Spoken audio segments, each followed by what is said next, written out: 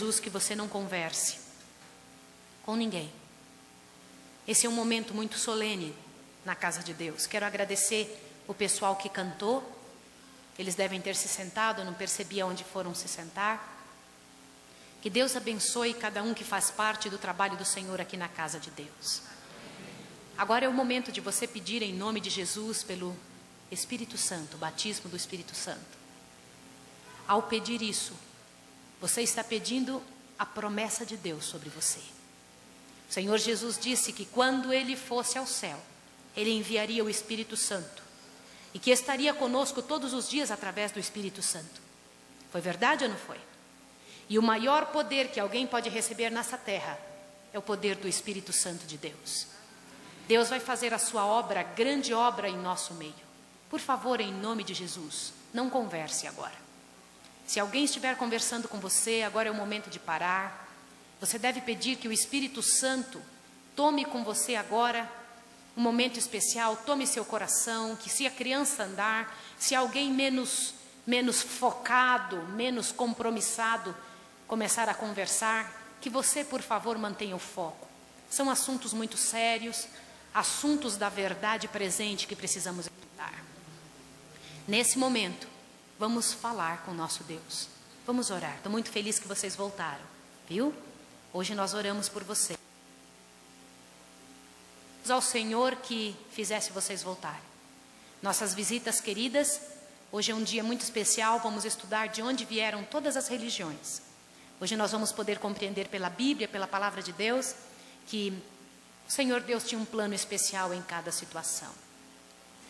Eu quero agora orar com você, pedir a Deus que abençoe você, mas eu quero que você mesmo ore pedindo a bênção do Espírito Santo. Peça o batismo do Espírito Santo sobre você, para que você aprenda, entenda e aceite o que vai ler. Vamos orar.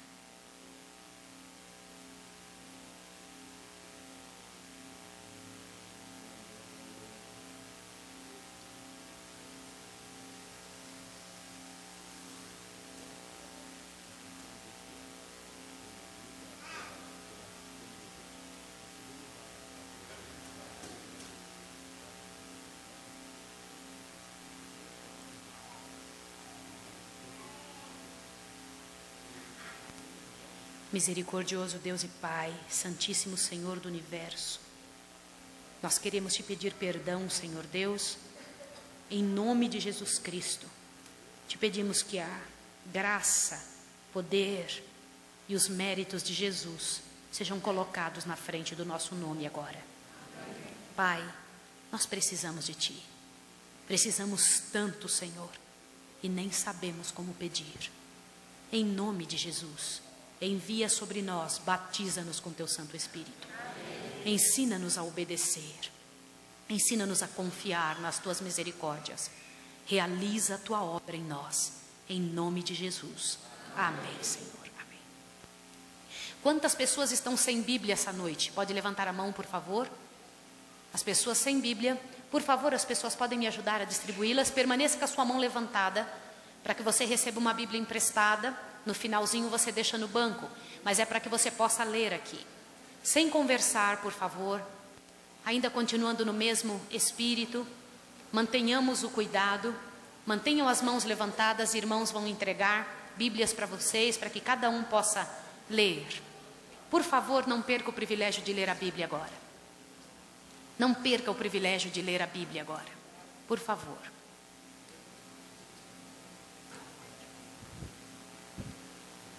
Deus lhe abençoe.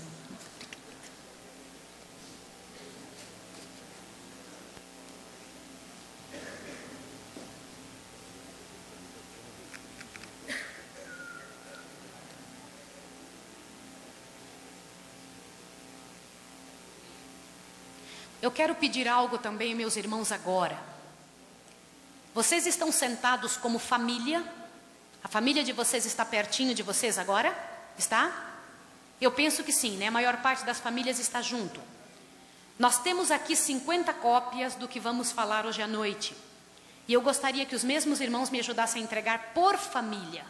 Tá bem? Por família. Assim como a Bíblia vai ser deixada no banco após o uso, Também depois, na hora que vocês... Isso daqui não precisa entregar de volta. Vocês levem para casa, eu vou deixar um por família disso aqui, ó, história da igreja cristã. E um pouco de Apocalipse, porque precisamos entender de onde vem essa história da abominação desoladora, que é o que vamos estudar hoje. Irmão, o senhor poderia ajudar a entregar? Um por família. Glória a Deus, estão acabando de me dizer que a cirurgia do irmão Pedro foi um sucesso.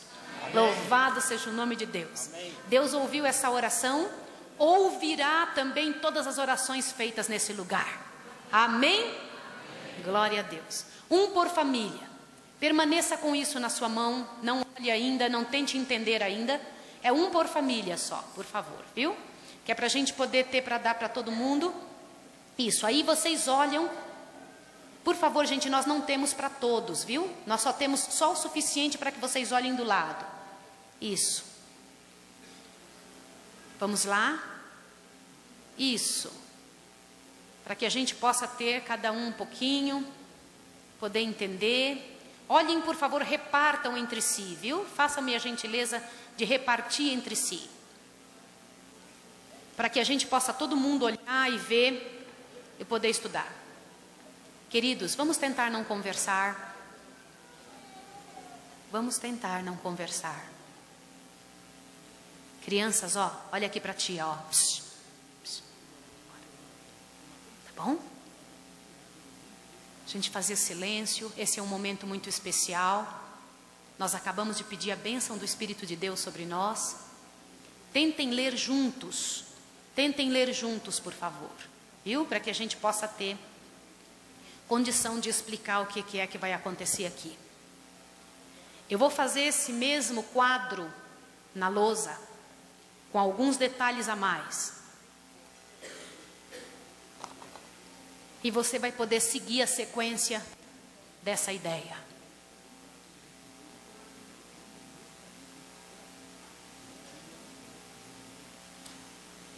Assim vocês podem ler todos num papel só e poder chegar mais pertinho.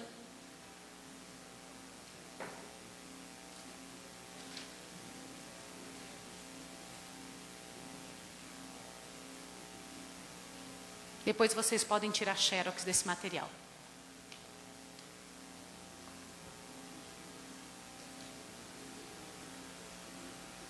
Ok. Agora olhe para cá, por favor. Mantenha seu olhar fixo aqui. Por sábado pela manhã nós pregamos sobre os sinais iminentes da volta do Senhor Jesus. E pela palavra de Deus ficou claro que nós estamos nos últimos dias da história da Terra. Amém? Amém? Louvado seja o nome de Deus, porque a própria palavra de Deus diz que nós devemos olhar esses sinais e levantar a nossa cabeça e nos alegrarmos, porque a nossa redenção se aproxima. Também estudamos no mesmo sábado como que foi o último sinal que Jesus deixou de que Ele estaria voltando. Não só a pregação do Evangelho, mas o sinal de como estaria sua igreja. A parábola das 10 virgens. Lembra-se disso? Lembra? A parábola das virgens mostra como a igreja de Deus estaria por ocasião da volta de Jesus. E infelizmente nós sabemos que a igreja, Jesus disse que ela estaria como? Não só Jesus, Paulo também disse que é hora de despertarmos do sono. E se é hora de despertar do sono é porque ele sabia que alguém estaria dormindo. Estudamos também no domingo sobre as vestes nupciais. Que tipo de veste o Filho de Deus tem que usar para entrar na Canaã celestial? Que é o caráter de Cristo. Sem o caráter de Cristo ninguém chegará ali. As pessoas que pensam que o amor de Deus e a graça de Jesus é suficiente, ela está certa, mas sem as obras correspondentes, nós não estamos amando o sacrifício de Jesus. Porque Jesus não veio morrer para nós continuarmos em nossos pecados. A graça de Jesus não dá liberdade para ninguém continuar em pecado. Nós devemos mudar. A mudança de vida mostra que a graça fez efeito. A vida eterna acontece quando a graça de Deus faz efeito. e só faz efeito quando você muda de vida. Jesus só prova, você só prova que Jesus vive em você quando sua atitude muda. É assim que a coisa acontece. Por isso que algumas pessoas pensam, eu estou debaixo da graça, não preciso guardar os mandamentos de Deus. Está falando um dos maiores erros, uma das maiores falácias do Evangelho. O fato de ter Jesus é que prova que você deve guardar os mandamentos de Deus.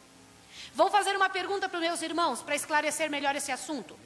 Qual mulher aqui, por mais abnegada que seja, por mais amorosa que seja, por mais bondosa que seja, aceita casar-se e permanecer casada com um homem que diz o seguinte: querida, eu amo muito você, vou ser um bom trabalhador, vou cuidar dos nossos filhos, vou amparar você, vou trazer, deixar comida em casa, tudo direitinho, durante 6 dias. E num dia por semana eu vou namorar todas as mulheres que eu quiser. Qual mulher aceita? Eu queria ver uma mão levantando. Eu ainda não encontrei nenhuma que aceite isso. Ok, vou perguntar agora para os homens. Qual homem aceita que sua esposa diga, eu vou ser higiênica, vou me instruir, vou ser honesta, cuidadosa, cuidar dos nossos filhos, cuidar de nossa casa, vou ser submissa, vou ser cuidadosa com todos os detalhes para ser uma boa esposa. Mas durante 1 hora por semana, não preciso nem um dia, 1 hora por semana, eu vou namorar todos os homens que eu quiser. Qual marido aceita? Não aceitam também? Sabe por que ninguém aceita? Porque ninguém é louco. Agora, se nós que somos seres humanos não aceitamos um coração dividido, que fica 1 hora servindo e outra hora sem servir, por que achamos que Deus tem que aceitar? Porque Deus tem que aceitar uma vida assim. Queridos, a graça que não muda a vida da pessoa não é graça, é fraqueza. Estudamos ontem sobre Ezequiel 9, o momento do selamento. O Senhor Deus selando a sua igreja, mostrando para nós em Ezequiel capítulo 9, que a primeira igreja a ser selada é a igreja que mais sabe, que mais responsabilizada foi. Ficou claro para nós ontem que estamos na mira de um Deus que esperava de nós um trabalho no mundo e que infelizmente nós ainda estamos dormindo, como se nada estivesse acontecendo. Mas hoje nós vamos trabalhar com outro detalhe que eu queria que agora você abrisse a sua Bíblia em nome de Jesus. No livro de Apocalipse, e venha ver em nome de Jesus algo grandioso agora. Irmãos, nós estamos lidando com um Deus santo, com um Deus misericordioso e grandioso, que não é que Ele vai vencer, um Deus que já venceu. Esse Deus que já venceu é o qual você clama o nome dEle quando você busca a presença de Deus.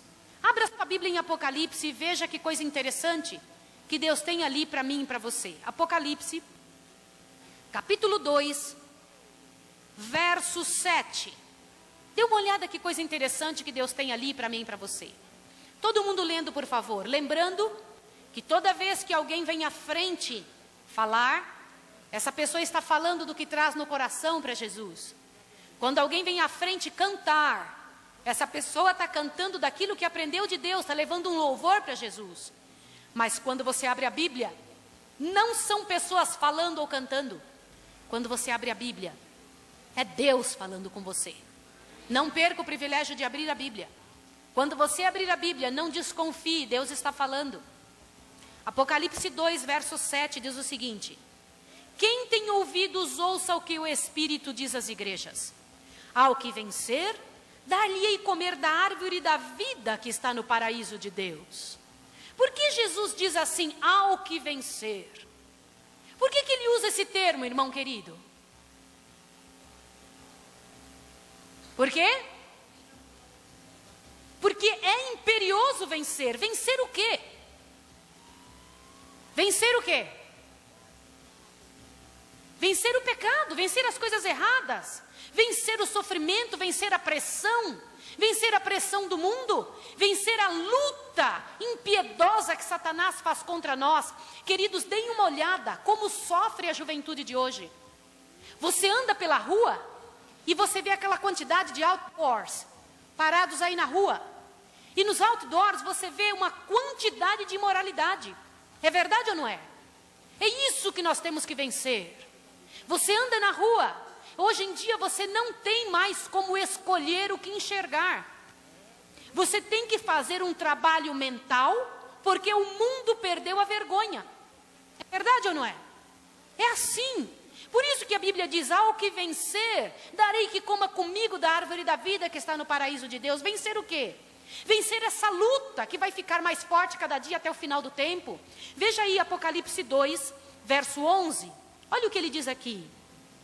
Quem tem ouvidos, ouça o que o Espírito diz às igrejas. O que vencer, de modo algum sofrerá o dano da segunda morte. Irmãos, olha outra promessa de Jesus. Ele diz que você vai comer da árvore da vida e que você não vai passar pela segunda morte. Aonde que vai acontecer a segunda morte, queridos? Aonde?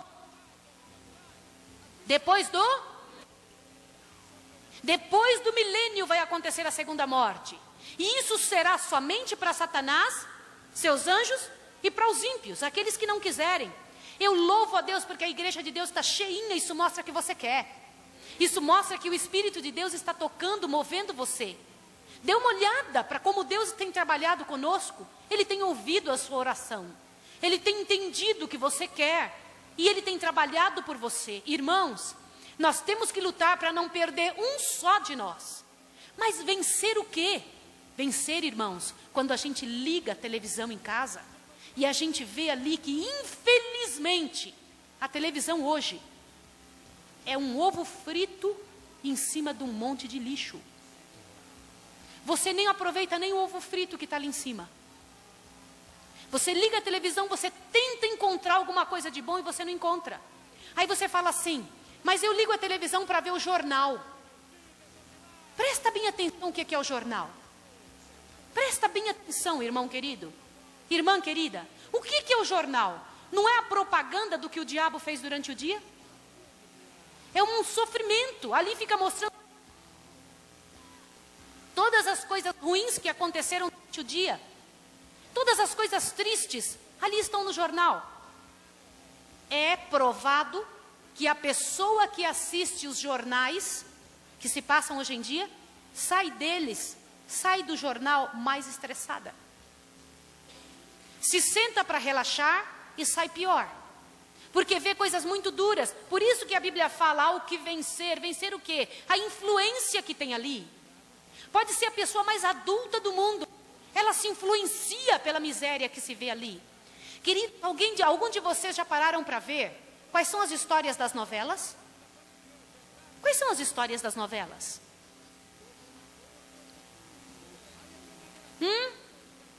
Eu estou vendo vocês falarem palavras horríveis aqui. Traição, roubo, mentira, homossexualismo. É isso ou não é? Como pode alguém que está se preparando para viver com anjos santos, imaculados no céu, parar em frente à televisão para assistir algo dessa qualidade? Como que pode nós alimentarmos nossa mente com roubo, homossexualismo, adultério, traição, mentira, espiritismo? Como pode? Por isso a Bíblia diz, ao que vencer. Vencer o quê? Vencer isso, irmãos. Vencer esse tipo de comportamento. Apocalipse 2, verso 17. Olha o que diz aqui. Presta atenção. Quem tem ouvidos, ouça o que o Espírito diz às igrejas. Que Espírito é esse? O Espírito Santo. Ao que vencer, darei do maná escondido, e lhe darei uma pedra branca, e na pedra um novo nome escrito, o qual ninguém conhece senão aquele que o recebe. Olha para mim aqui. Eu estou ansiosa por receber essa pedra com meu novo nome. Você terá um novo nome ali, querido, querida. Por quê? O nome significa o caráter da pessoa. Só quem conhece o seu caráter é Jesus. E Ele leu a sua vida e vai Ele mesmo te dar um nome correspondente ao teu caráter. Já pensou algo assim? Ele vai dizer para você, o seu nome agora é... Lembra quando ele encontrou Jacó? Jacó foi mudado, ele mudou o nome dele de Jacó para Israel. Quando ele encontrou Abrão, mudou o nome dele para Abraão. Foi ou não foi? Deus, quando trabalha na vida de alguém, Ele transforma o nome dessa pessoa. Mas vencer o que, irmãos? Aqui diz: ao que vencer, darei um novo nome. Um novo nome, queridos. É tão sério isso que Deus diz. Você vai mudar completamente de caráter, mas quando? Só quando chegar no céu? Só quando chegar no céu é que seu caráter vai ser mudado? Qual é a única coisa que nós vamos levar para o céu? Então ele não vai ser mudado lá. Ele vai ser mudado quando? Aqui. Aqui, irmãos, é que o caráter precisa ser mudado. E existem coisas que fazemos, que pensamos, que assistimos, que permitimos em nossa vida, que deixamos acontecer na nossa história, que faz com que nosso caráter se transforme numa miséria. Eu quero que você preste bem atenção no que eu vou lhe dizer agora. Nós somos formados por 3 partes. Todas as pessoas que estão aqui são formadas por 3 partes. Do mais inteligente ao menos culto. Do rico ao pobre. Do mais cristão ao mais pecador aqui dentro. Todos têm essas 3 coisas que eu vou dizer. Os cristãos são formados, todos os seres humanos, irmão, são formados por personalidade, caráter e índole. Eu vou explicar as 3 coisas para vocês verem como a nossa escolha muda a atitude de vencer. Presta atenção. Personalidade é essa disposição que a pessoa tem. Uma pessoa é colérica. Colérica é aquela que diz: eu não levo desaforo para casa. O que você está me olhando? Perdeu alguém parecido comigo? É aquela pessoa durona. É assim. O sanguíneo é aquele alegrão, amigão de todo mundo. Chega, vai animando a festa, diz assim: todo mundo para a igreja, todo mundo. Não pode faltar, não pode faltar. Vamos chegar cedo, vamos chegar cedo. Ele mesmo não chega, mas vamos chegar cedo, vamos chegar cedo. Este é o sanguíneo. Sanguíneo é amigão, faz muita amizade, é o líder. Existe também o melancólico. O melancólico é aquele que diz: ai, o passado era tão bom. Era tão bom no passado, tudo era tão melhor ali. Puxa vida, mas ele é meticuloso, cuidadoso. O melancólico, ele é cuidadoso, sensível. Também existe o fleumático. O fleumático é aquele que olha assim para a situação e diz: ei, deixa eu dizer uma coisa para vocês. Eu estou achando que eu não vou conseguir vender esse livro. Aí o pessoal fala: vai, você vai vender sim. Aí ele fala: ó, consegui vender o livro, mas eu acho que eu não vou conseguir entregar. Mas aí você fala assim: não, você vai conseguir entregar sim. Vai lá atrás, tenta entregar o livro. Aí ele pega, vai lá e entrega. Quando ele volta, ele fala: eu acho que ele vai vir devolver. Vocês entenderam? Isso é personalidade. Quem que dá a personalidade para nós? Personalidade não tem só o lado ruim, tem o lado bom. O lado ruim foi a gente que desenvolveu na vida, entendeu? Tem o lado bom. O fleumático é aquela pessoa também que raramente ela mente. É aquela pessoa certinha. Quando você conversa com o fleumático, pode ficar sossegado que ele está dizendo a verdade. Entendeu? O colérico, nossa, você não encontra a casa dele bagunçada. Colérico é organizado. O sanguíneo é todo amigão, mas o guarda-roupa dele é uma bagunça só. Você olha e vê as características da personalidade da pessoa.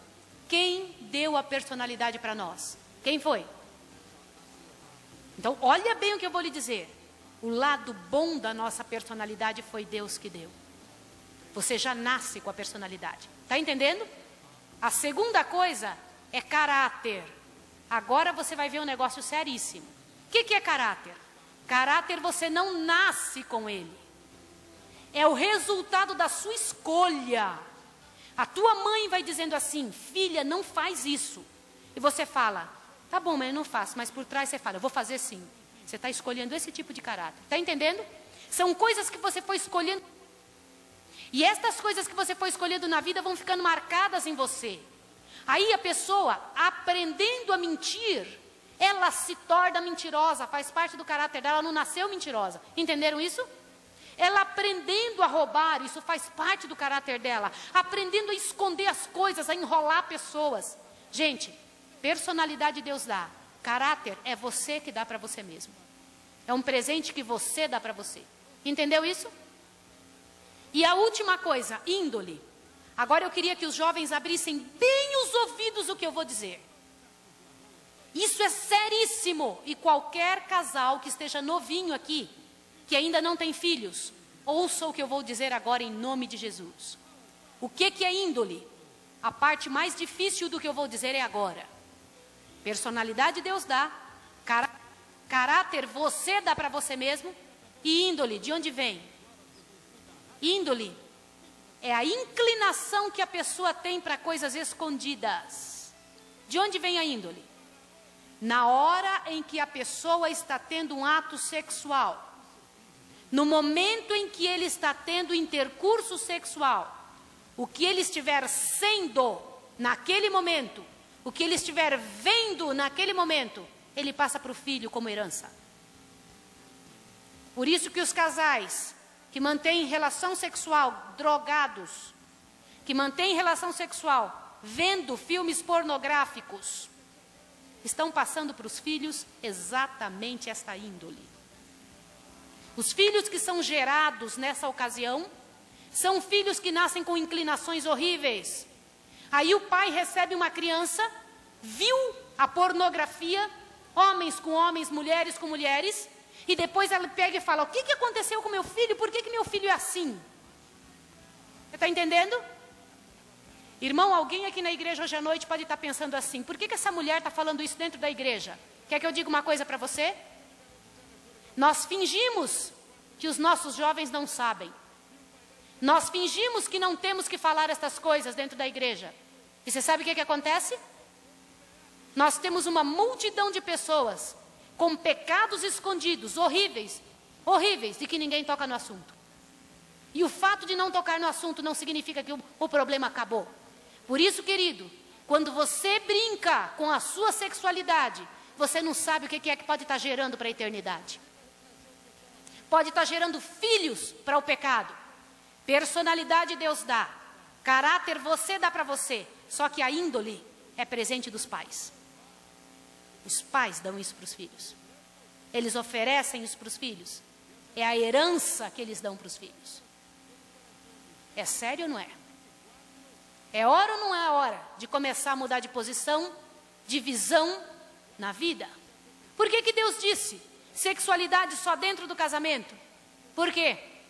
Imagine que situação, quantas crianças sofrendo porque eles não têm pai e mãe juntos. Sabe, eu estudei numa universidade que era cristã, mas não era adventista do sétimo dia. Eu estudei numa universidade cristã e os professores pediram urgentemente algo para nós. Eu quero que você olhe bem para mim aqui agora. Sabe o que foi isso que os professores pediram? Disseram assim: alunos, por favor, implorem para os jovens das suas igrejas, implorem para eles apagarem a palavra divórcio do vocabulário deles. Para eles entenderem que não vão entrar num relacionamento para acabar daqui uns dias. Para eles entenderem que uma coisa é para sempre, é eterna. Já pensou isso? Eles eram cristãos, eles não são adventistas. Cristãos. É hora de nós chamarmos a nossa igreja, nossos jovens, e dizer para eles que acabou a hora de brincar. Por isso Deus diz: há o que vencer. Vencer o quê?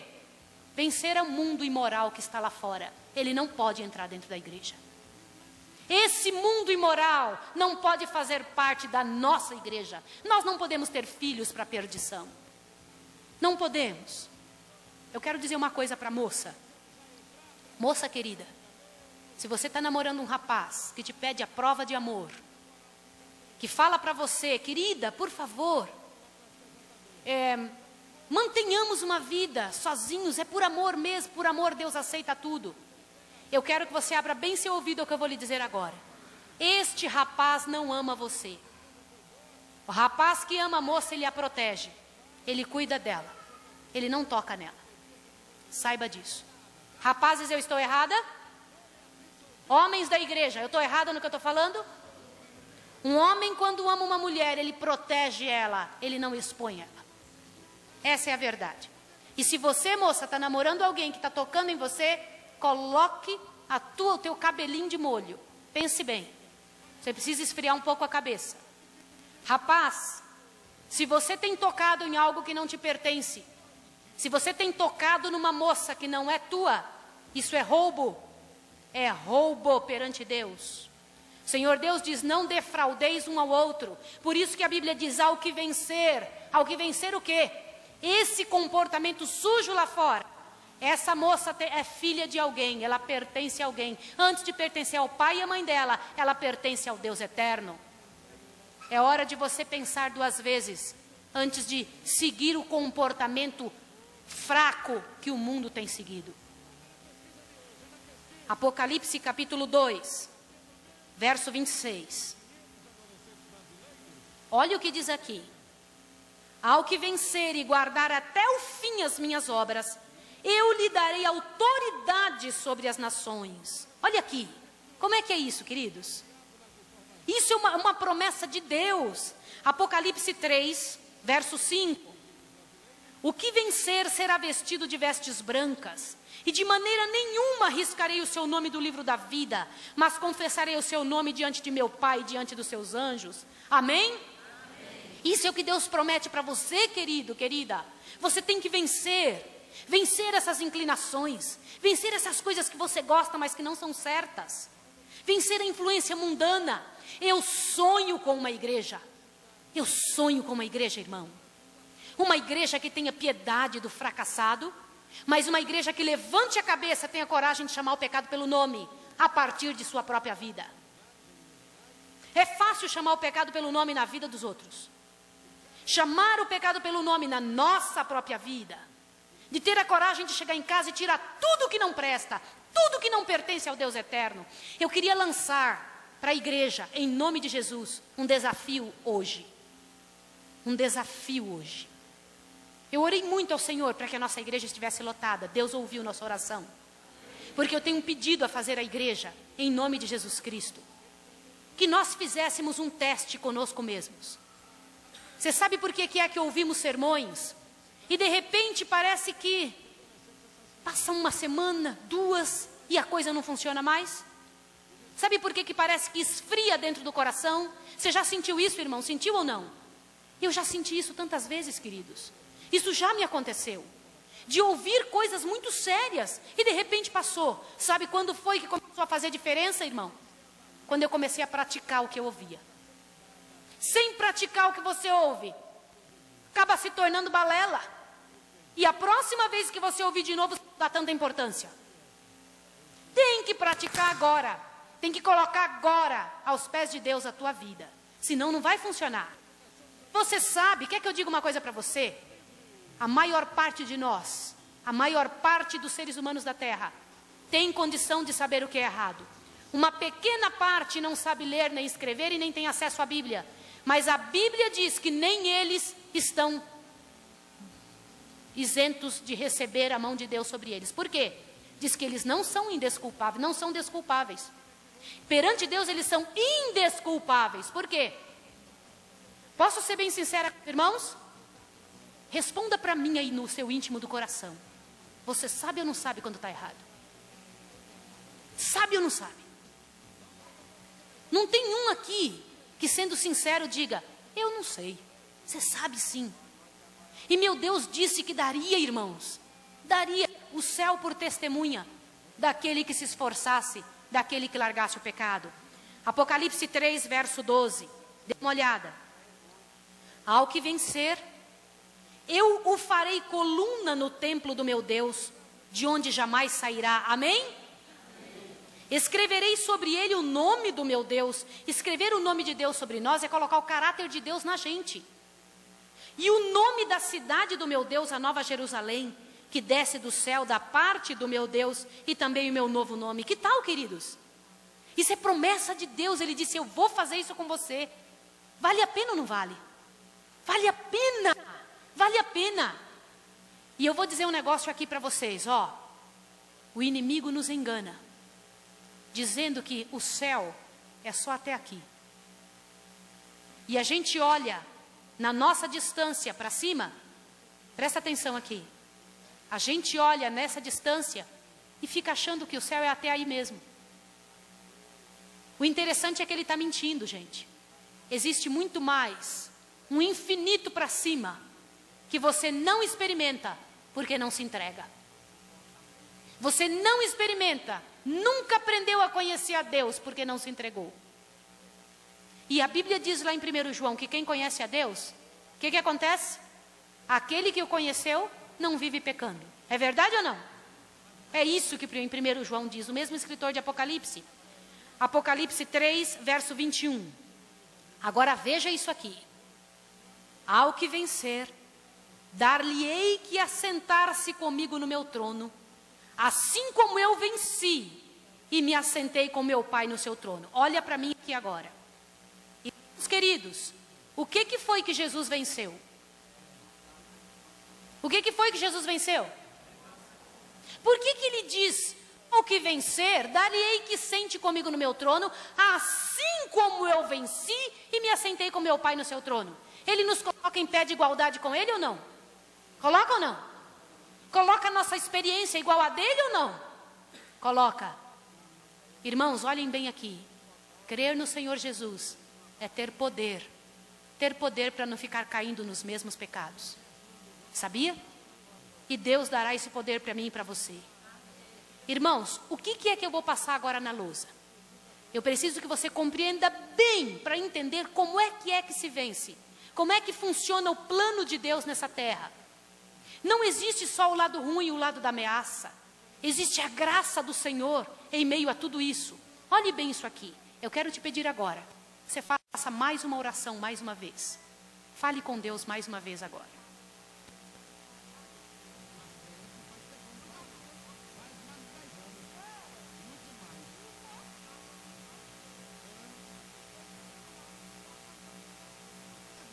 Misericordioso Deus, mais uma vez nós te pedimos, em nome de Jesus, dê com tua própria ordem para qualquer inimigo do mal sair daqui, Senhor Deus. Que em nome de Jesus só teu Santo Espírito possa rondar através deste lugar. E que possamos entender, Senhor, que tu queres que vençamos e tu nos dará poder para isso. Em nome de Cristo, amém, Senhor. Queridos, olhem para cá agora. Vocês conseguem enxergar o que eu fiz aqui? O que eu fiz aqui? Número 1. Queridos, eu vou colocar algumas datas aqui, vou explicar rapidamente uns negócios, para que vocês entendam algo grandioso, ó. Eu estou colocando aqui algumas datas. E eu quero ver se vocês estão entendendo essas datas. 2008.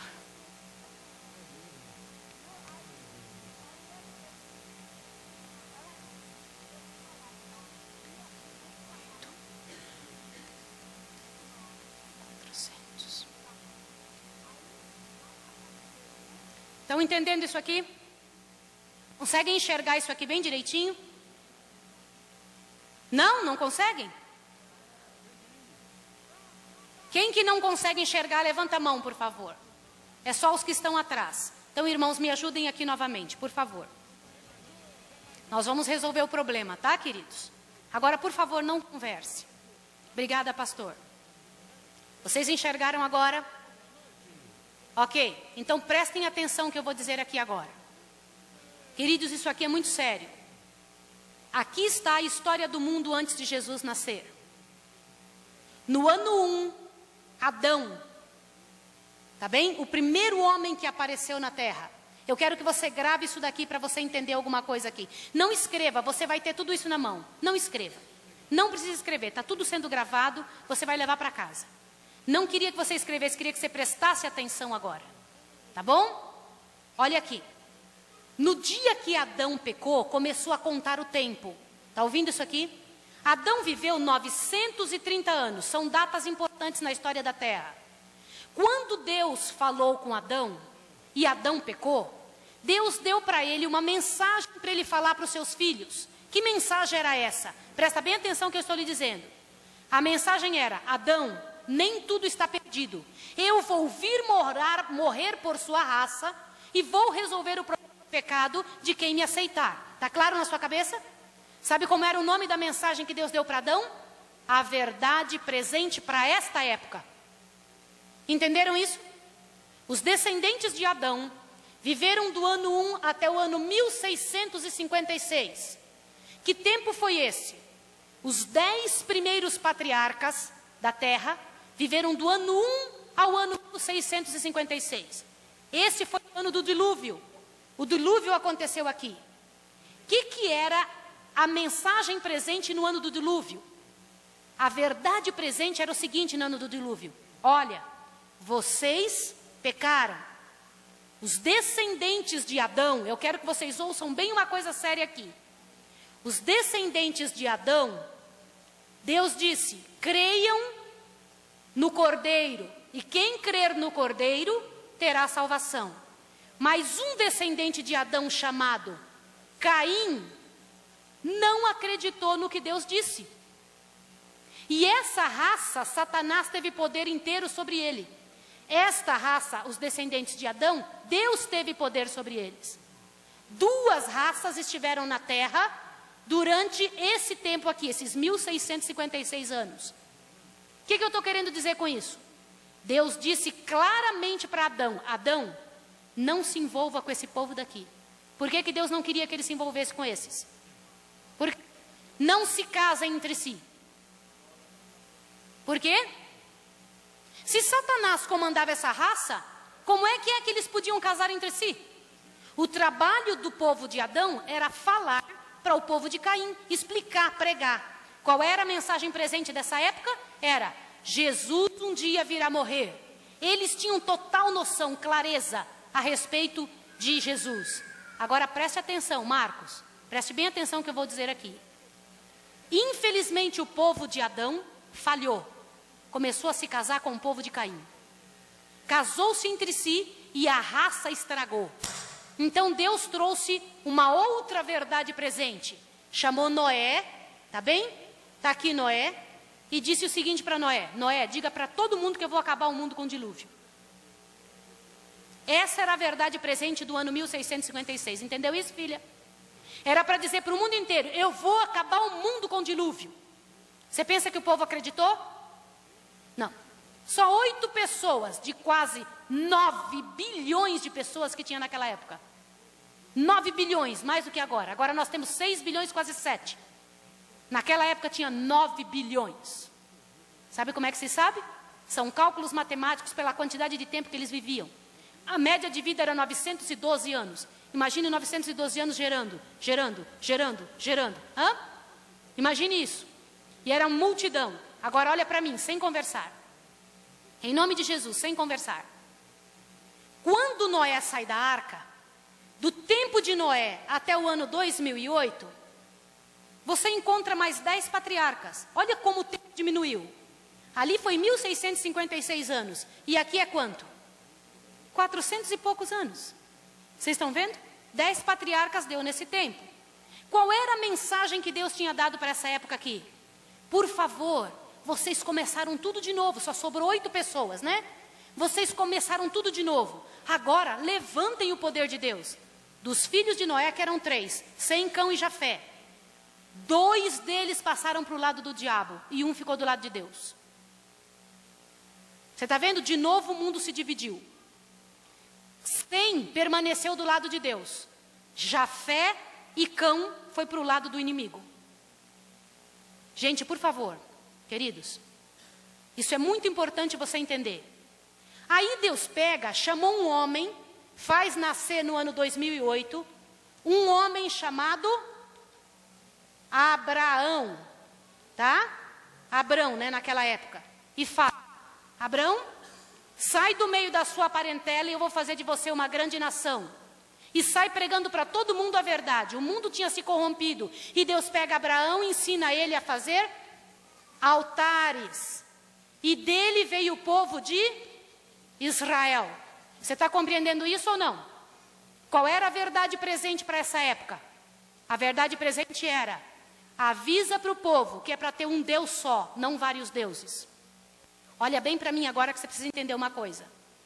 Cão é o pai dos africanos. Que religião tem na África? Jafé é o pai dos asiáticos. Que religião tem lá junto com os japoneses, na Ásia? Você percebeu? Eles se afastaram de Deus. Os semitas, os descendentes de Sem, são os pais dos judeus. Entendeu? Então, um só ficou do lado de Deus e outras duas raças deixaram o Senhor. Está claro para vocês? Presta atenção. Desse povo de Israel, no ano 2400, Deus faz nascer alguém chamado Moisés. Por que eu estou mostrando isso aqui para vocês? Sabe por que eu estou mostrando? Uma das coisas que eu pergunto para a igreja é se eles sabem em que ano viveram os antepassados, como é que foi a história passada. A maior parte de nós não entende em que época Jesus viveu, em que época Noé viveu, em que época Moisés viveu. Para cada época, Deus mandou uma verdade presente para cada época. Uma verdade para o povo. Para o povo ver como é que era que fazia para se salvar. Está claro para você agora? Depois de Moisés, ali levanta o povo de Israel no mundo, grande povo de Israel. Se tornam poderosos, o maior povo da terra. Deus vive entre eles, veio e morou dentro do templo. Ali estava poderosa aquela gente. Quando eles estavam bem poderosos, eles viraram as costas para Deus e falaram, não queremos mais Deus. Sabe o que Jesus falou do povo de Israel? Disse assim, ó, Israel é uma égua gorda. Quando engordou, deu coices. E é isso mesmo. Você já percebeu que quando está tudo bom com a gente, o que a gente faz? Se esquece de Deus. Assim o povo de Israel fez. No ano 3008, nós vemos aqui, ó, Davi, Salomão, né? Os grandes reis de Israel, o povo de Israel reinando sobre o povo de Israel e Deus sendo esquecido. Agora, olhe bem o que eu vou lhe mostrar. Não passou muito desde que eles esqueceram Deus, eles se tornaram escravos de Nabucodonosor no ano 3400. Nabucodonosor. Por que eu estou falando sobre isso? Olha para mim aqui. Jesus nasceu depois de tudo isso aí, ó, depois de 4.000 anos que o mundo já tinha gente aqui fracassada. Agora conta comigo. Quanto tempo faz que Jesus já nasceu? Quem sabe? 2.000 anos. Mais 4.000 que já tinha passado. São quanto? É o tempo que o mundo existe ou não? É, né? Agora pega a sua folhinha na sua mão. Pode abaixar, irmão. Tudo isso que você viu ali na lousa, sem conversar, queridos. Olha para cá agora que eu vou mostrar uma coisa para vocês. Quantos não têm a folhinha? Ok, uma boa parte. Presta atenção agora o que eu vou explicar. Queridos, olha bem para mim agora, porque eu vou explicar algo. Aqueles que têm a folhinha vão entender um pouco melhor, mas os outros não vão ficar sem. Quando Jesus morreu na cruz do Calvário, ele deixou uma verdade. Presta atenção aqui para mim, por favor. Quando Jesus morreu na cruz do Calvário, ele deixou uma verdade para ser pregada ao mundo. Sabe que verdade foi essa? Ele deixou o seguinte: todo o povo de Israel havia modificado as leis de Deus. Eles tinham tanto medo de fazer o errado, porque sabiam que tinham se tornado escravos por fazer o errado, que agora, em cima das leis que Deus tinha deixado, eles inventaram outras. Por exemplo, quando Deus falou assim, olha, você não pode desonrar pai e mãe. Aí eles disseram, não podemos desonrar pai e mãe. Mas se a gente levar lá no templo uma oferta para dar para Deus, a gente pode deixar o pai e a mãe sem problema. Eles estavam comprando a lei, você entendeu? Eles estavam inventando uma lei dentro da lei de Deus. Na lei do sábado, por exemplo, Deus falou, não é para trabalhar no dia de sábado, nem você, nem seu filho, nem seu escravo, nem ninguém, e é para descansar e ir para a igreja. É isso ou não é? É isso que diz na Bíblia ou não é? É. Sabe o que os judeus inventaram? Se você andar tantos passos no dia de sábado, você está trabalhando. Se você levar um lencinho, você está carregando um peso. Então você tem que amarrar o lenço na roupa, porque se amarrar o lenço na roupa, você não vai estar trabalhando, ele faz parte da sua roupa, e você pode se enxugar. Você não pode cuspir no dia de sábado no chão, porque senão você está fertilizando a terra. Então não pode fertilizar a terra, então não cuspa no dia de sábado. Foi Deus que falou isso? Eles inventaram leis em cima do sábado, está entendendo? O que isso significa? O que significa isso? Significa que na época que Jesus chegou aqui nessa terra, Jesus encontrou as leis dele envolvidas por um monte de lei que ele não tinha criado. Entendeu isso? E estas leis que ele não tinha criado, que os judeus tinham inventado, eram essas que ele dizia, estas eu não sigo. Quer ver isso na Bíblia? Abre a sua Bíblia em Mateus. Rapidinho. Sem falar, por favor. Sem conversar. Sem conversar, por gentileza. Mateus capítulo 15.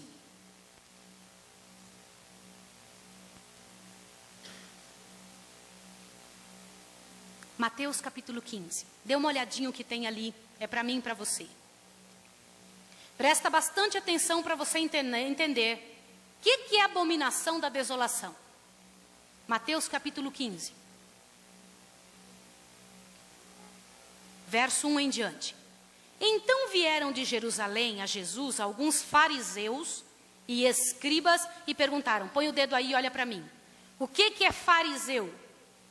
Fariseu era uma seita que existia dentro da religião judaica. Quem que eram os fariseus? Eram os durões. Eram aqueles que ficavam procurando um pecado um no outro para acusar. Eles diziam, nós temos que cumprir a lei. Para eles, não era a salvação pela graça e pelas obras. Para ele era a salvação só pelas obras. Entenderam isso aqui? Entenderam ou não? Isso é ser fariseu. Salvação só pelas obras. E quem que eram os escribas? Eram os que escreviam, copiavam a Bíblia. Escribas, tá? Continua, verso 2. Eles perguntaram para Jesus, por que quebram os seus discípulos a tradição dos anciãos? Olha para mim aqui agora. O que é a tradição dos anciãos, queridos? O que é? As coisas que os pais inventaram. Tradição dos pais. Os fariseus perguntaram, Jesus, por que vocês e seus discípulos quebram a tradição dos anciãos? Guarda bem essa pergunta que fizeram para Jesus. Continua. Eles não lavam as mãos quando comem pão. Aí você pode olhar para mim e dizer, ué, Maísa, mas os discípulos não lavavam a mão? Que porcos que eles eram. Olha para mim bem rápido aqui que eu preciso te explicar uma coisa. Não é que eles não lavavam as mãos. Os fariseus tinham inventado que para você ficar puro, você tinha que lavar a mão 7 vezes antes de comer pão. Aí não viram que Jesus não fazia isso? Ficava, ei, por que vocês estão quebrando a tradição dos anciãos? Não lavando a mão para comer pão. Agora veja o que Jesus respondeu. Verso 3. Ele, porém, lhes respondeu, por que quebrais também vós o mandamento de Deus por causa da vossa tradição? Continua. Pois Deus ordenou, honra teu pai e tua mãe, e quem maldisser a seu pai e a sua mãe, certamente será morto. Mas vós dizeis, quem disser a seu pai e a sua mãe, é oferta ao Senhor, o que podereis aproveitar de mim? Este não precisa honrar nem seu pai nem sua mãe. Assim invalidais pela vossa tradição o mandamento de Deus. Põe o dedo e olha para mim aqui. Põe o dedo aí na Bíblia e olha para mim. Os judeus tinham inventado que se você desse uma oferta no templo, você não precisava cuidar de sua mãe até o final da vida. Aí Jesus disse, vocês que estão quebrando o mandamento de Deus pela sua tradição. Vocês estão mudando o mandamento de Deus por uma coisa que vocês inventaram. Está claro para vocês ou não? Continua para você ver mais uma coisa. Veja o verso 7. Hipócritas, bem profetizou Isaías a vosso respeito. Esse povo honra-me com seus lábios, mas o seu coração está longe de mim.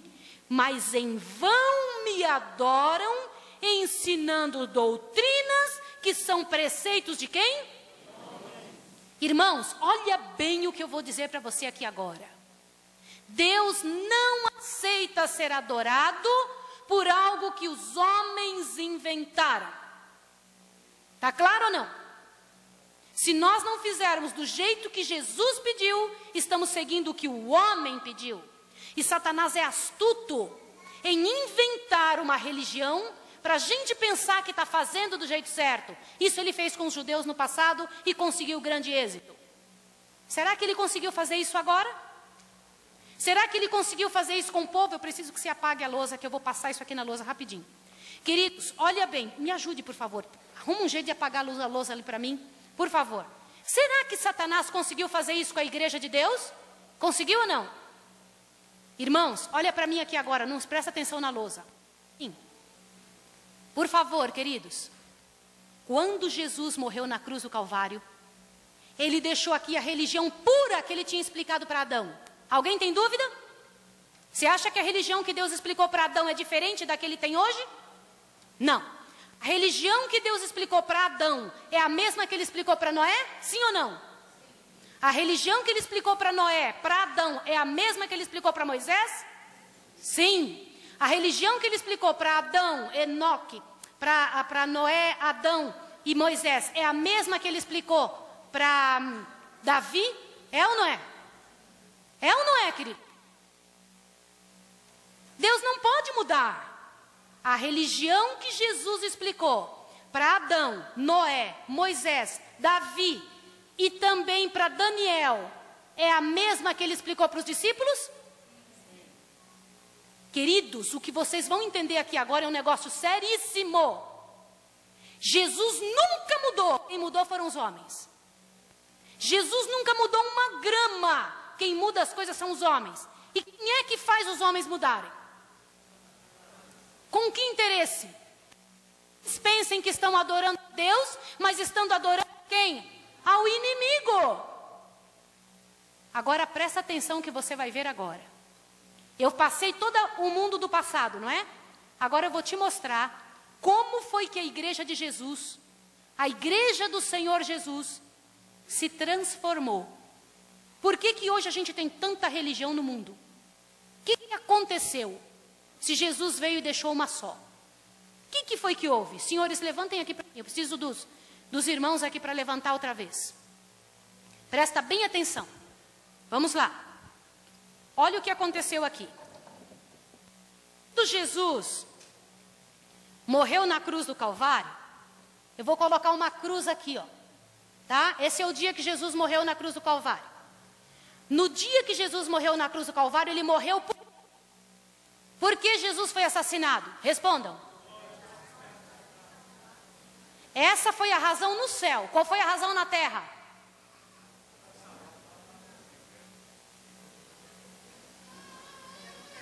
Olhem para mim, por favor. Jesus foi assassinado porque os judeus não aceitaram que ele pregasse a verdade. Jesus foi assassinado porque ele causava problema entre o povo, porque ele tinha coragem de falar a verdade, porque ele não aceitava o erro que o povo tinha inventado. Agora, para o céu, Jesus morreu pelo quê? Pelos nossos pecados. Você acha que quando o judeu matou Jesus, falou, estou te matando para você salvar dos nossos pecados? Não foi por isso. Foi ou não foi? Foi ou não foi? Então olha aqui para mim. Quando Jesus morreu na cruz do Calvário, ele deixou aqui 12 discípulos. Olha bem o que eu vou mostrar para você. Esses discípulos não tem mais giz branco. Vocês estão conseguindo ler aqui? Conseguem ler lá de trás, queridos? Queridos, eu não tenho outro... Vocês vão ter que fazer força aí para entender. Tá bom? Ó. Do ano que Jesus morreu, que foi no ano 31, melhorou agora? Até o ano 100...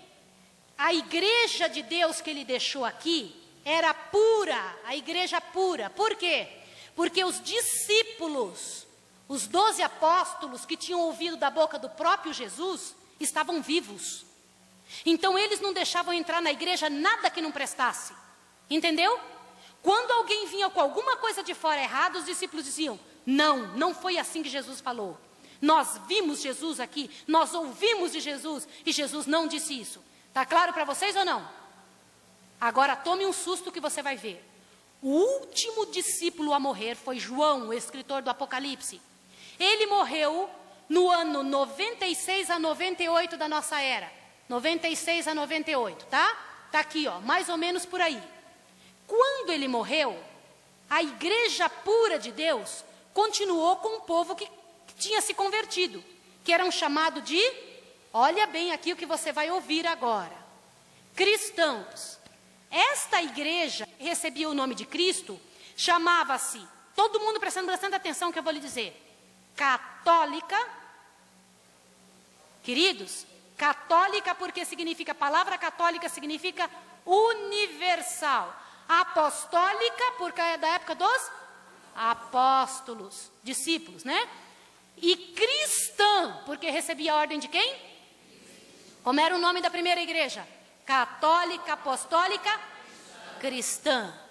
Por quê? Católica significa universal, no céu e na terra se tem aquela religião. Apostólica porque é da época dos apóstolos. E cristã porque recebe ordem de quem? Grave isso na sua cabeça. Quando morreu os discípulos, para você ver a força que você tem, eu quero que você engula isso, leve para sua casa bem feliz o que eu vou dizer. Um cristão tem uma força imensa. Aonde você chega com a verdade, meu filho, você é luz ali. Os discípulos, no meio de toda aquela multidão que se tornaram crentes, se tornaram uma bênção. Ninguém podia trazer nada errado. Ninguém trazia nada errado, irmão. Porque eles logo diziam, não, isso não. Não era bom demais, queridos? Agora, do ano 100, presta atenção aqui, até o ano 313, a igreja de Deus, irmãos, sofreu horrivelmente. Satanás, assim como tentou destruir Jesus, matou também os discípulos. Matou ou não matou? E quando acabou de morrer os discípulos, todo mundo prestando bem atenção, de todos os discípulos de Jesus, o único que morreu de morte morrida foi João. O resto tudo foi assassinado. Está ouvindo? Todos os discípulos foram assassinados. Por quê? Por quem que eles foram assassinados? Pela mesma razão que Jesus morreu. Jesus morreu para nos salvar dos pecados, mas as pessoas mataram os discípulos porque eles falavam a verdade, porque eles pregavam a verdade. Tá bem? Quando os discípulos foram embora, o que os discípulos pregavam? O que os discípulos pregavam? Qual era a pregação dos discípulos? Jesus morreu na cruz do Calvário. Nós temos que... Quer ver a pregação dos discípulos? 1 João. Abra a sua Bíblia em 1 João, rapidinho. Um livro do Apocalipse. Desculpa, irmãos, permaneçam aí. Por favor, desculpa, tá? 1 João, rapidinho. Este João que você vai ler agora é o mesmo escritor do Apocalipse. É aquele mesmo João que estava com a cabeça encostada no ombro de Jesus. Queridos, não conversem, por favor. Olha o que João diz aqui. 1 João, capítulo 2, verso 3 em diante. Vamos ler comigo? Vamos ver como é que era a pregação dos discípulos? Capítulo 2, verso 3 em diante. E nisto sabemos que o conhecemos. E nisto sabemos que o conhecemos. Se guardamos os seus... Aquele que diz, eu o conheço, não guarda o seu... Desculpa, gente, eu preciso que alguém ajude minha amiga a achar. Vou te ajudar. Eu vou lá.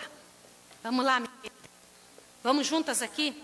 Esse aqui, primeira epístola de João, capítulo 2, verso 3 em diante. Ó, daqui em diante, tá, boneca?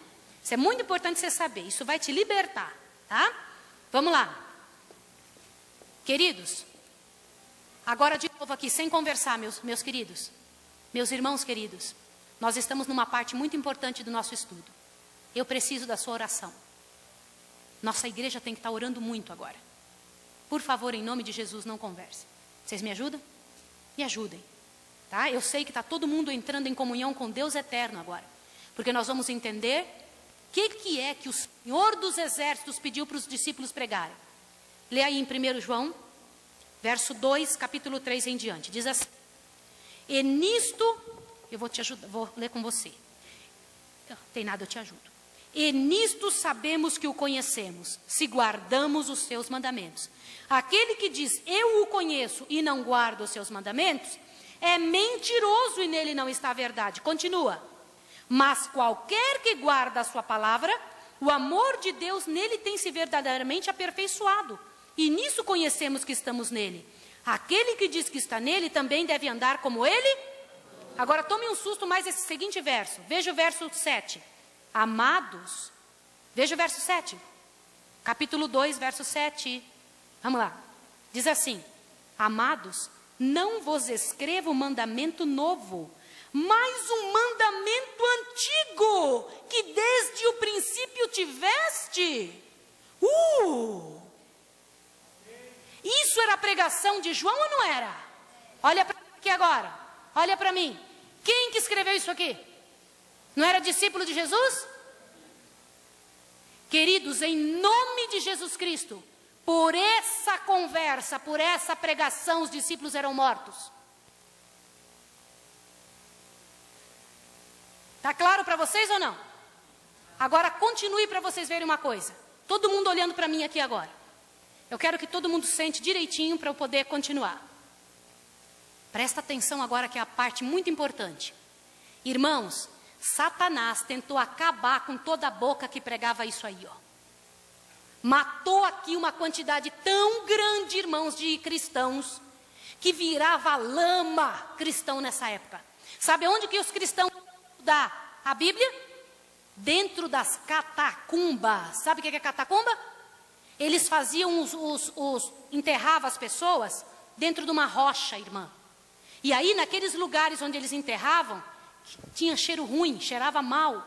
Os coitados dos cristãos iam lá para dentro tentar cantar para Deus ali. Ficavam lá, porque se eles fossem encontrados nas igrejas, eram queimados nas igrejas. Ninguém gostava de cristão. Por quê? Porque pregava isso que vocês acabaram de ler. Aí Satanás não conseguiu terminar com os cristãos. Sabe qual foi a arma de Satanás? Olha para mim aqui agora que você vai descobrir um negócio horrível. Satanás disse, eu não consigo matar eles. Quanto mais eu mato, mais eles aparecem. Porque os cristãos, o sangue dos cristãos era como semente, querida. Caía na terra, um monte se convertia. Entendeu isso? Aí Satanás mudou de tática. Aí ele fez um negócio horrível. Sabe o que ele fez? Trouxe o erro para dentro da igreja. No ano 313, apareceu um homem que se converteu ao cristianismo chamado Constantino. Esse Constantino é imperador romano. Ele teve um sonho que deveria dar todos os seus bens para a igreja. Como é que a igreja se chamava? Católica, apostólica? Aí ele disse, de hoje em diante não mate mais nenhum cristão. Ninguém matando mais cristãos. Não parece uma pessoa boa? Todo cristão não ia levantar ele?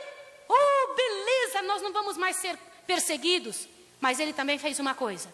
Quem quiser ser cristão de hoje em diante, ganha uma capa, uma roupa nova e algumas moedas. Eu dou a moeda. Que beleza, esse homem é bom demais. Acabou a perseguição. Aí o que aconteceu? Gente, eu preciso que vocês prestem atenção agora. O inimigo vai fazer de tudo para você não prestar atenção nessa frase que eu vou dizer. Queridos, na hora que parou de matar cristão, bem entrou na igreja uma multidão de gente não convertida que veio do paganismo só para ganhar a capa e as moedas. A igreja de Deus que vinha aqui, sofrendo perseguição, que vinha pura, olha o que aconteceu daqui em diante. Caiu. Agora eu pergunto para vocês de novo. Eu fiz a pergunta no início. Qual mulher aceita ficar com um homem um tempo bem certinho e depois ele sair, namorar, ela volta para dentro de casa e aceita ele? Qual mulher que aceita? Qual homem aceita que viver com uma mulher que diz, eu te amo, mas me deixa sair um momento para eu ir namorar quem eu quiser? Eu perguntei, ninguém aceitou, foi ou não foi? Deus aceita uma igreja caída? Aceita ou não? A igreja de Deus era pura. A igreja de Deus começou a ficar impura. Por quê? Abre seu ouvido agora.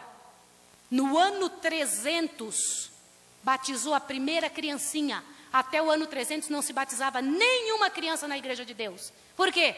A Bíblia ensina que quem deve batizar deve ser educado, ensinado e tornado discípulo. Tem que batizar gente adulta. Satanás começou a trazer heresia para dentro da igreja, coisa que só os pagãos faziam. No ano 300, depois de Cristo, batizou a primeira criancinha na igreja do Senhor. Era da vontade de Deus isso? Quem foi que trouxe esse costume? As pessoas de fora. No ano 310, começou-se a rezar pelos mortos. Até então ninguém rezava pelos mortos, queridos. Sabia? Quem foi que inventou essa história de rezar pelos mortos? Os pagãos, o povo de fora. A igreja de Deus não tem isso. O que a igreja de Deus ensina? Que quando os mortos, quando eles morrem, eles vão para onde? Para o sono. Ninguém vai para o céu e nem para o inferno quando morre. Isso é bíblico. Quem inventou isso que precisava rezar pelos mortos?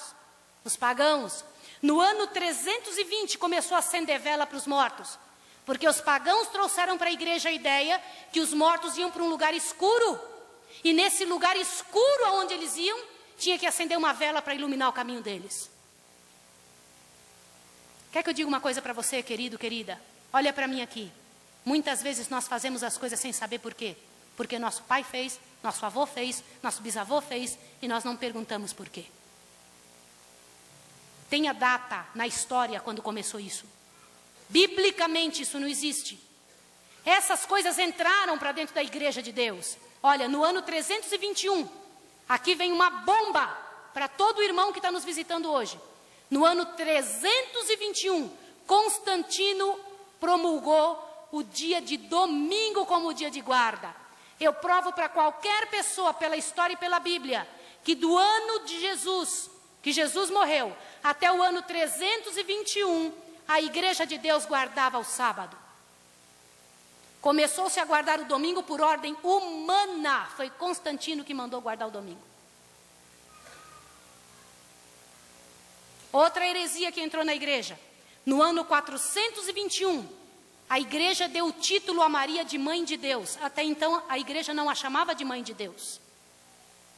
No ano 538, vem uma coisa impressionante agora para você saber. A igreja que estava sendo perseguida aqui, queridos, ela começou a cair aqui, por quê? Começou a entrar uma série de coisas que Jesus não ensinou. Aí a igreja começou a receber dinheiro de fora para levantar seus templos de novo. Quem que estava dando dinheiro para a igreja? Roma. Constantino era romano. Começou a dar dinheiro, e o Roma começou a dar dinheiro para a igreja. Tem uma coisa importantíssima para você saber. Presta bem atenção. Quando um povo, um império, começa a perder seus súditos, vou explicar isso melhor lá com o que está acontecendo com os Estados Unidos. Quem é que parece que manda no mundo hoje? Estados Unidos não parece que manda no mundo? Parece ou não? Presta atenção no que eu vou lhe dizer. Estados Unidos está sem dinheiro, viu? Está perdendo isso aqui, ó. Bufunfa. Está perdendo. Quando ele começa a perder dinheiro, sabe o que ele faz? Corre para... Os Estados Unidos está correndo para a religião. Por quê? O que o dinheiro não consegue, a religião consegue. Por quê? Porque mexe com a cabeça das pessoas. Vai lá e consegue a cabeça das pessoas. Por isso que agora os governos estão correndo atrás de quem mesmo? Atrás de quem, queridos? Eu vou fazer uma pergunta para vocês. Eu não quero o povo com medo, gente, por favor. Quando qualquer presidente vai subir ao poder, que religião eles procuram? A Igreja Católica. Qualquer presidente vai e procura auxílio com o Papa. Procura ou não procura? Que religião você acha que os presidentes acham que está mandando no mundo? A Igreja Católica. É isso que o mundo pensa. Por que isso? Porque a religião procurada por todos os presidentes, por todos os líderes religiosos, desde esta época. Você vai entender agora. Roma mandava no mundo nessa época, ó. Roma. Presta atenção, não conversa não. Quando Roma começou a dar dinheiro para a Igreja de Deus, a igreja no ano 538 aceitou mudar a ordem de quem ela recebia poder. Deixou de ser católica, apostólica, cristã, para ser católica, apostólica? Entendeu aqui? E aí ela recebia a ordem agora de quem? Agora você vai entender de onde vieram as igrejas cristãs de hoje. A Igreja Católica ficou do ano 538, mandando no mundo, até o ano 1517. Presta atenção aqui que você vai ver uma coisa importantíssima. Do ano 538, quando ela mudou de nome, para o ano 1517, mandava no mundo inteiro essa religião, em todos os lugares. Por quê? Porque era a igreja da maior nação da terra. A maior nação da terra era Roma, não era Estados Unidos. Entendeu isso? Agora você vai ficar pasmo com uma coisa. Você pensa que nessa época se estudava esse livro? Você acha que se estudava esse livro nessa época?